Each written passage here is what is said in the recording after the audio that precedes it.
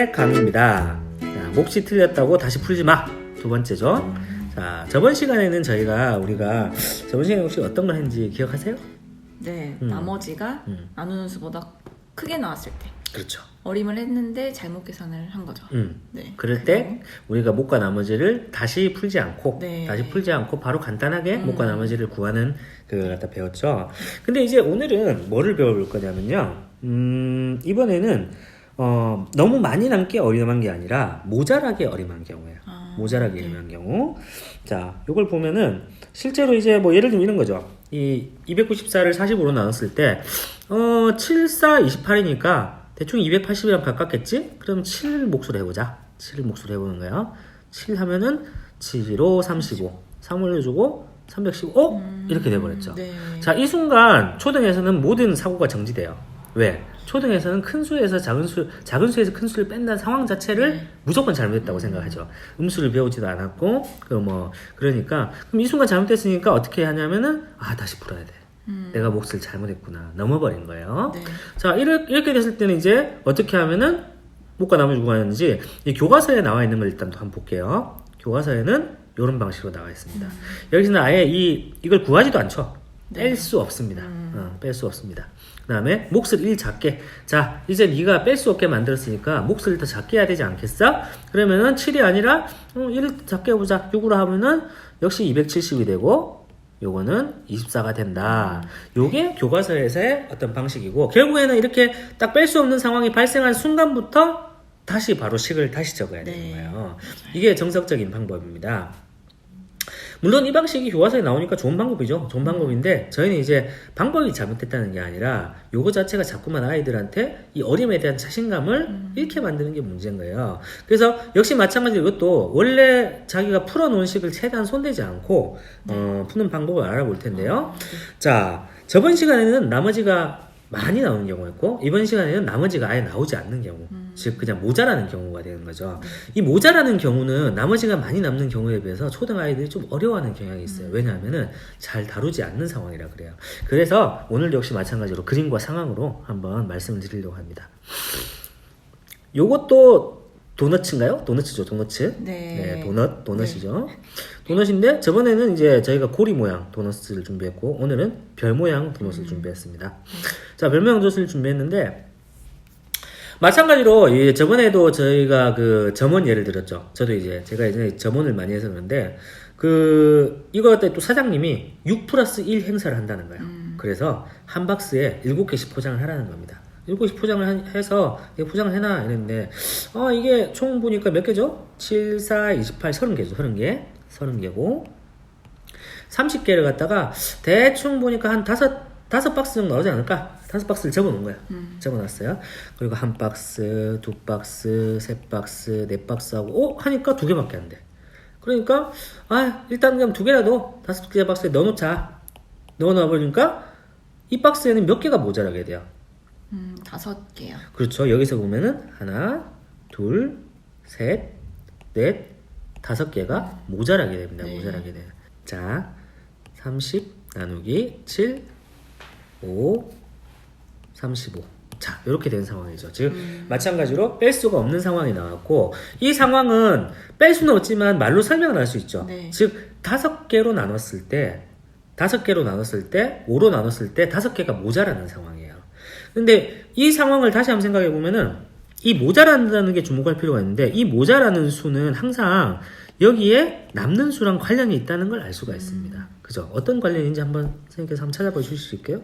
더하면 7이 된다? 그렇죠. 여기서 우리가 넷으로 나눴을 때 남는 나머지인 2랑 5, 그 몫이 5가 됐을 때 모자라는 5를 더하면 항상 이 한 줄인 7이 되는 거죠. 이거는 나누는 수가 다른 수가 돼도 똑같아요.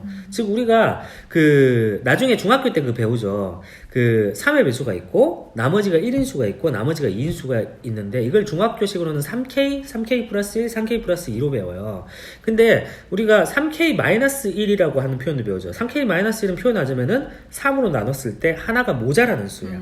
하나가 모자라는 수는 나누면 나머지가 얼마가 되죠? 2. 그렇죠. 하나가 모자라니까 3개 중에 하나가 모자랐으니까 여기는 없어요. 네. 그러니까 나머지는 2가 되는 거죠.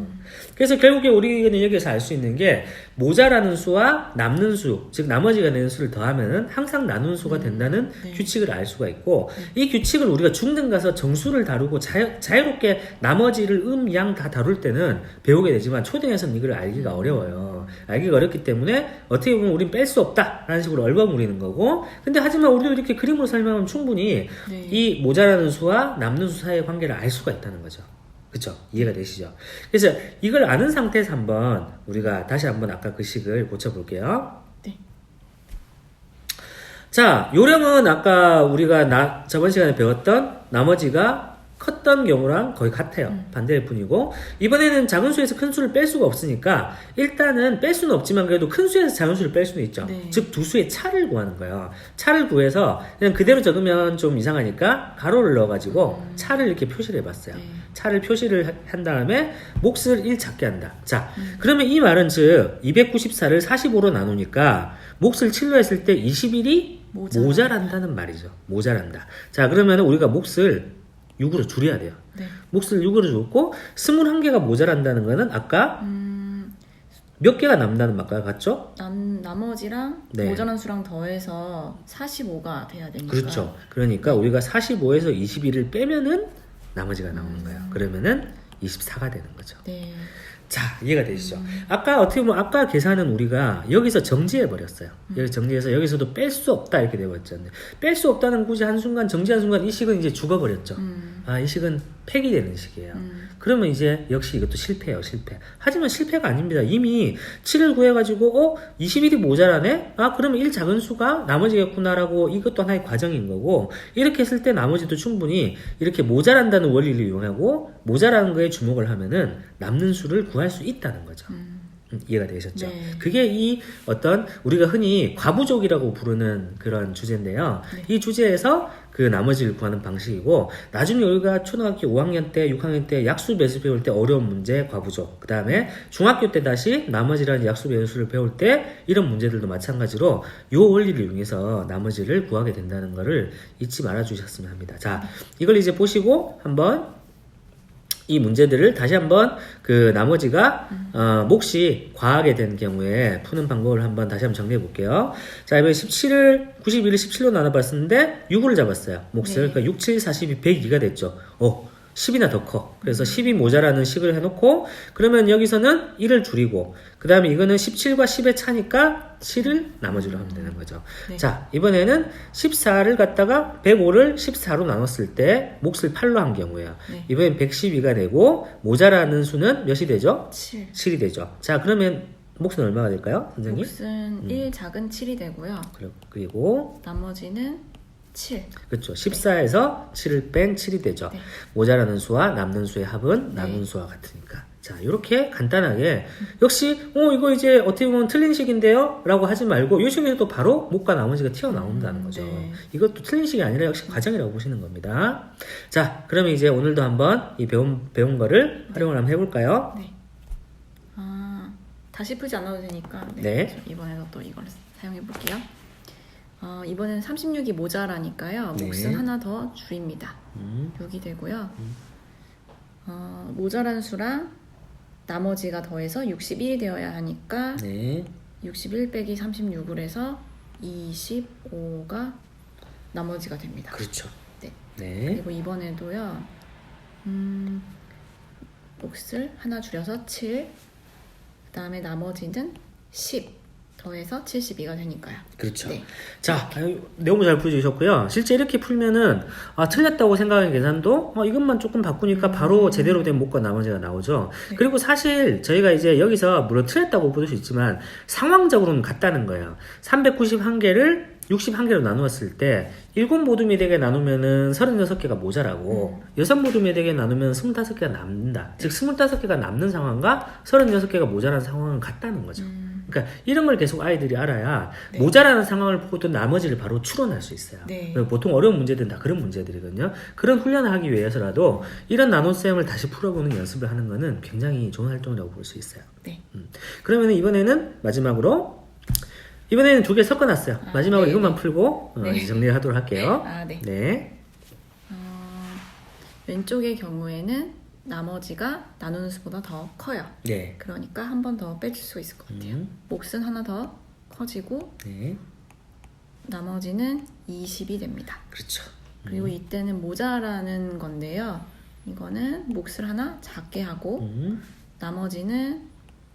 나머지와 모자라는 수 더해서 42가 되어야 하니까 20. 그렇죠. 그래서 결국에는 몫이 5고 나머지가 20이 되네요. 같은 식이 되는 거죠. 네. 우리가 제대로 된 몫과 나머지에서 하나씩 그 몫을 작거나 크게 했을 때 이 네. 두 개를 이제 한꺼번에 보여주면서 네. 저희가 23강, 24강에서 배운 다시 계산하지 않아도 되는 네. 나눗셈에 대해서 이렇게 어떤 내용을 정리해 봤어요. 네. 자, 이 2시간 하면서 네. 두 번 강의를 들으면서 이게 느꼈던 점을 좀 간략하게 한번 말씀해 주세요. 사실 나눗셈 하다 보면 네. 이렇게 몫을 한 번에 딱 어림을 해서 정확하게 나오면 엄청나게 좀 뿌듯한 생각이 들거든요. 그래서 그리고 또 뭔가 그런 데에서 오는 성취감이 있잖아요. 그런데 조금이라도 잘못 어림을 하면 다시 해야 돼 라고 생각해서 사실 막 하기 싫다 귀찮다고 생각했던 것 같아요. 그런데 이번 수업을 듣고 나니까 그렇더라도 다시 계산하지 않고 바로 몫과 나머지를 구할 수 있으니까 이제는 자신 있게 그냥 어림을 해서 숫자를 바로 써보면 되니까요. 좀 좋은 방법이라고 생각이 들어요. 네. 너무 정리를 잘 해주셔가지고 제가 더 할 얘기가 없네요. 자, 그럼 다음 시간에도 다른 주제로 또 만나보겠습니다. 네. 네.